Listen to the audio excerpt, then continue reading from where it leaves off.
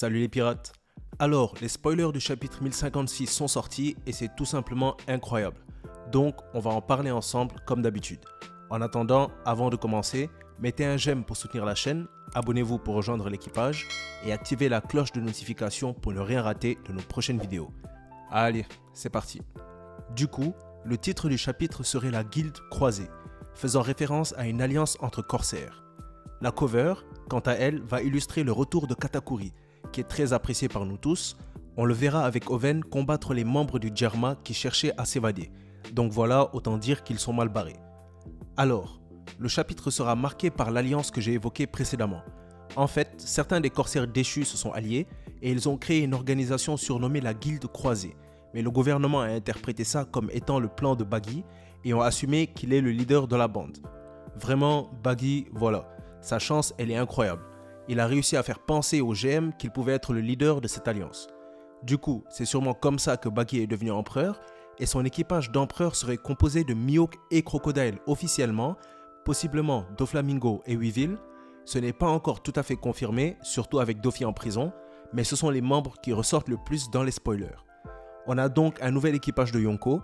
On en parlera dans la review vendredi et dans une vidéo prévue pour dimanche, mais je pense que ce chapitre confirme ce que je pense de Mihawk et de son niveau d'empereur.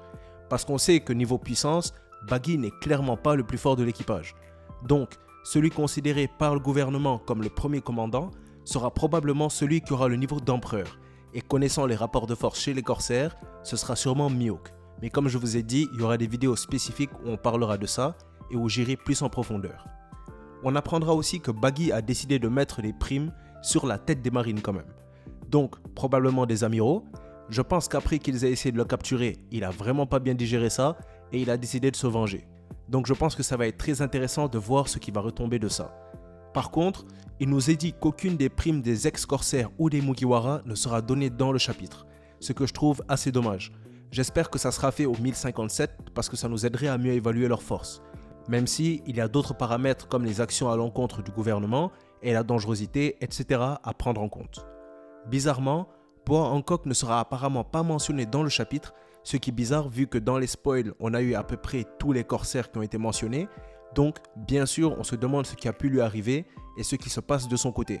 Et c'est tout ce qu'on a pour l'instant concernant les corsaires. Ensuite, on apprendra que Nekomamushi et Inuarashi décideront de rester à Wano aux côtés des Fourreaux Rouges et de Momo, et ils vont désigner Carrot et Wanda comme les nouveaux rois du jour et de la nuit à Zou, confirmant ainsi que Carrot ne rejoindra pas les Mugiwara. Aussi, il nous est dit concernant les Fourreaux Rouges que Shinobu redeviendra belle grâce à l'attaque de Ryokugyu qui a absorbé une grande partie de ses nutriments au dernier chapitre. Je pense que ça serait intéressant de nous montrer une scène de Sanji et elle, vu que voilà, Sanji était pas trop tenté par elle au départ, mais là il risque de retourner sa veste. D'ailleurs, en parlant de Shinobu, elle deviendra le sensei de Tama, et Luffy fera la promesse à cette dernière qu'elle pourra rejoindre l'équipe lorsqu'elle aura appris le ninjutsu. Donc, étant donné son âge, elle sera sûrement une apprentie sur le navire, à moins qu'il y ait un time skip ou quelque chose comme ça. Il nous est également dit que Luffy, Kid et Law vont se séparer et prendre leur chemin respectif. Après tout, le but de l'alliance avec Law c'était de faire tomber Kaido, donc maintenant que c'est fait, ils n'ont plus aucune raison de rester en alliance et vont redevenir rivaux pour le One Piece.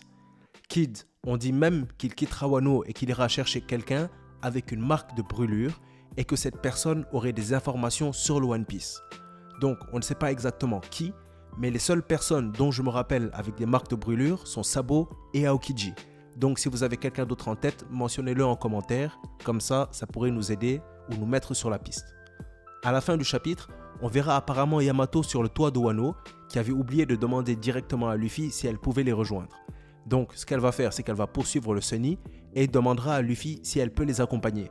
Mais je ne pense pas que la réponse de Luffy sera donnée dans ce chapitre, même si je pense qu'elle rejoindra bel et bien les Mugiwara. Bizarrement, Luffy ne dira pas au revoir à Momo et Kinemon.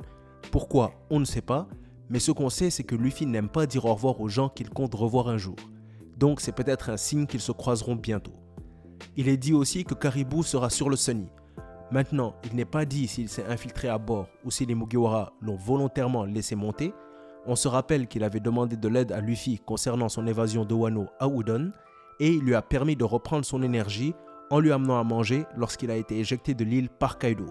Donc, peut-être qu'ils ont décidé de le laisser partir avec eux. Mais il est aussi possible qu'il se soit juste infiltré de manière à pouvoir quitter Wano. D'ailleurs, apparemment, les Mugiwara discuteront de l'arme Pluton à bord du navire. Caribou va les écouter parler et il dira qu'il devrait parler de ça à une certaine personne. Donc voilà, je pense que ça montre que Caribou est l'agent de quelqu'un et personnellement je pense qu'il s'agit de Barbe Noire. Après tout, il recherche probablement aussi les armes antiques. Je vous rappelle que c'est la deuxième arme antique dont Caribou connaît l'existence, en plus de Poséidon.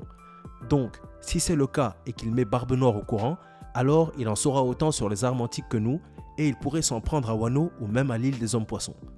Et voilà, c'est tout ce qu'on a sur les spoilers pour l'instant et il y aura une pause la semaine prochaine, donc le chapitre 1057 sera pour dans 2 semaines. Évidemment, il y aura des vidéos pour vous pendant la pause, donc ne vous inquiétez pas. Comme d'habitude, je vous attends pour la review vendredi à 10 h et on fera une vidéo sur la puissance de Mihawk dimanche à la même heure, donc je compte sur vous pour être présent. En attendant, dites-moi ce que vous avez pensé des spoilers, de l'alliance des corsaires, de la chasse aux marines, de la puissance de Mihawk, de Yamato qui rejoint potentiellement l'équipage, de qui, selon vous, Caribou est-il l'informant, et dites-moi aussi à votre avis qui est-ce que Kid est allé poursuivre. Donnez vos pensées en commentaire qu'on en débatte. Si vous avez aimé la vidéo ou qu'elle vous a appris quelque chose, mettez un j'aime, n'hésitez pas à la partager, abonnez-vous pour rejoindre l'équipage et mettez la cloche pour ne rien rater de nos prochaines vidéos. N'oubliez pas, si on s'est croisé aujourd'hui, c'est le destin qui l'a voulu. La vidéo touche donc à sa fin, merci d'avoir suivi. C'était Mangamonde et comme d'habitude, c'était un plaisir de faire cette vidéo pour vous. À bientôt les pirates.